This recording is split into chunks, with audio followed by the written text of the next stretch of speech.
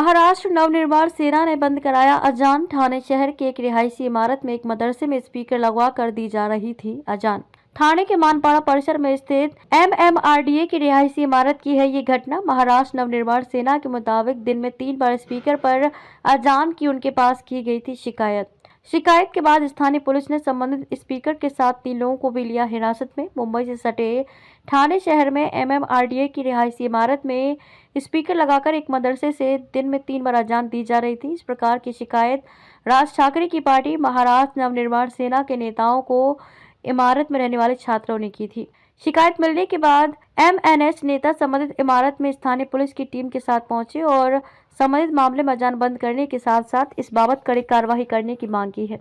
कड़ी कार्रवाई न किए जाने पर MNS ने अपने अंदाज में आंदोलन करने की चेतावनी दी है। मुंबई से सटे ठाणे शहर के घोड़बंदर रोड के चितलसर मानपाड़ा परिसर में स्थित ये वही MMRDA की रिहायशी इमारत है, जहां इस इमारत में एक फ्लैट में कुछ मुस्लिम समाज के लोग स्पीकर लगाकर दिन में 3 बार अजान दे रहे थे। आवाज को रिकॉर्ड किए गए इस वीडियो में साफ साफ सुना जा सकता है कि रिहायशी इमारत से आ रही अजान की आवाज को लेकर इमारत में रहने वाले कुछ कॉलेज स्टूडेंट ने राज ठाकरे की पार्टी महाराष्ट्र नवनिर्माण सेना के पास इस बाबत शिकायत की। शिकायत मिलते ही स्थानीय MNS नेता अपने कार्यकर्ताओं और स्थानीय पुलिस की टीम के साथ सीधे इमारत के उस मदरसे में पहुंचे जहां से दिन की अजान दी जा रही थी। MNS नेता अविनाश जाधव के मुताबिक स्पीकर लगाकर ये लोग सुप्रीम कोर्ट के नियमों पर ताक पर रखने का काम कर रहे हैं।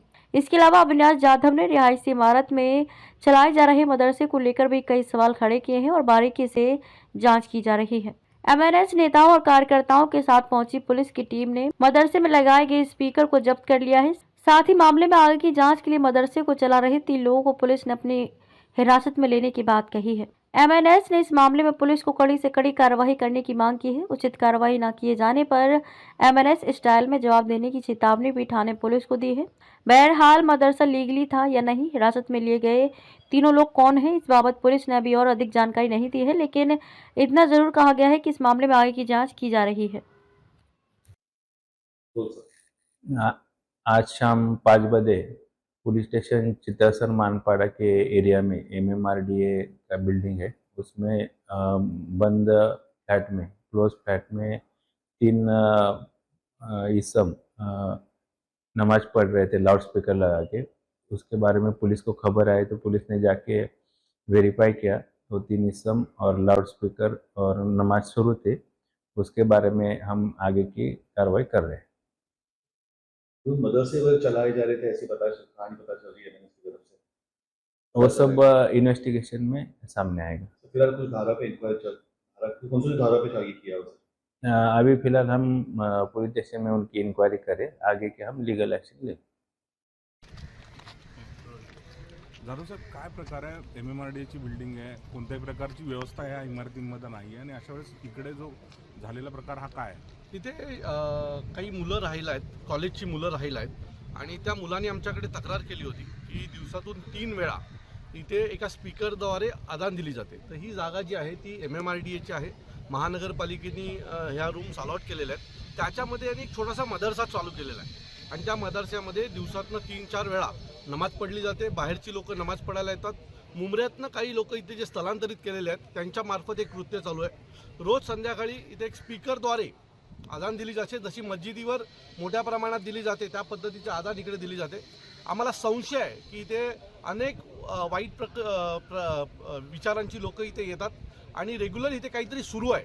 सो आज आम्ही पोलिसांसोबत इथे आलो होतो। पोलिसांना जो काही प्रकार घडला तो व्हिडिओच्या माध्यमातून त्यांना आम्ही दाखवलेला आहे।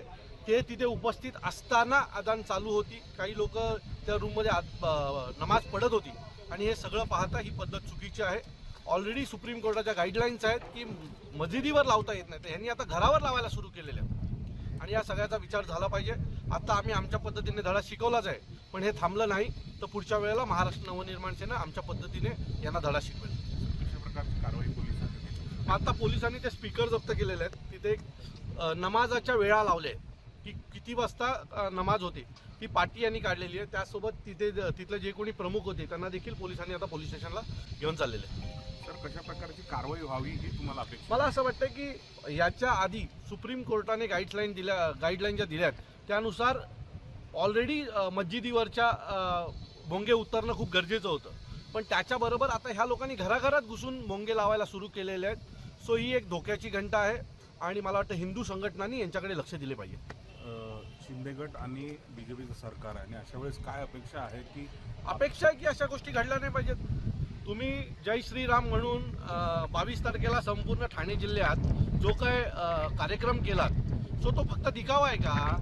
त्याच्या पुढे जाऊन ह्या सगळ्या गोष्टी पण बंद झाल्या पाहिजेत ना, की त्या महाराष्ट्र नवनिर्माण सेनेनी बंद कराव्यात आणि जिथे श्रेय खायची वेळ येते त्यावेळेला तुम्ही ते श्रेय खाणार.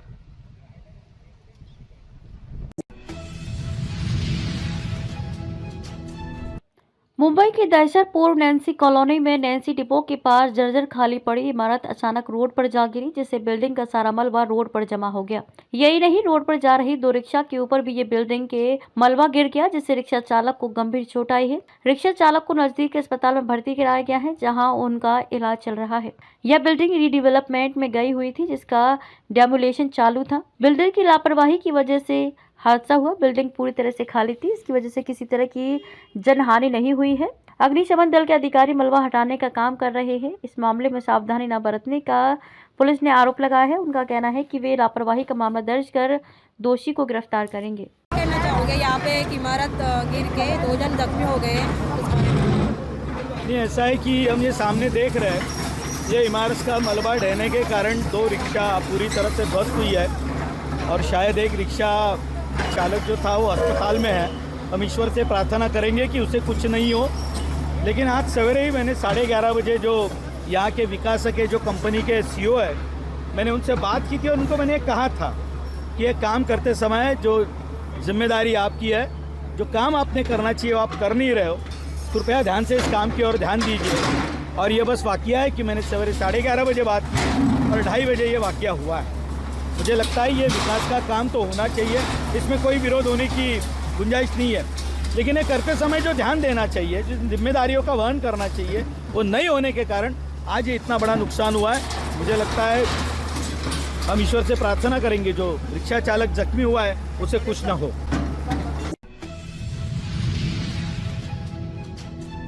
मुख्यमंत्री एकनाथ शिंदे ने आज लीलावती अस्पताल का दौरा किया और शिवसेना विधायक सदा सरवनकर और विधायक संजय सिरसाट के स्वास्थ्य के बारे में जानकारी ली। कुछ दिन पहले सदा सरवनकर की तबीयत अचानक बिगड़ने के कारण उन्हें लीलावती अस्पताल में भर्ती कराया गया था। उनका प्लेटलेट्स काउंट कम होने और सांस लेने में दिक्कत होने के बाद उन्हें अस्पताल में भर्ती कराना पड़ा।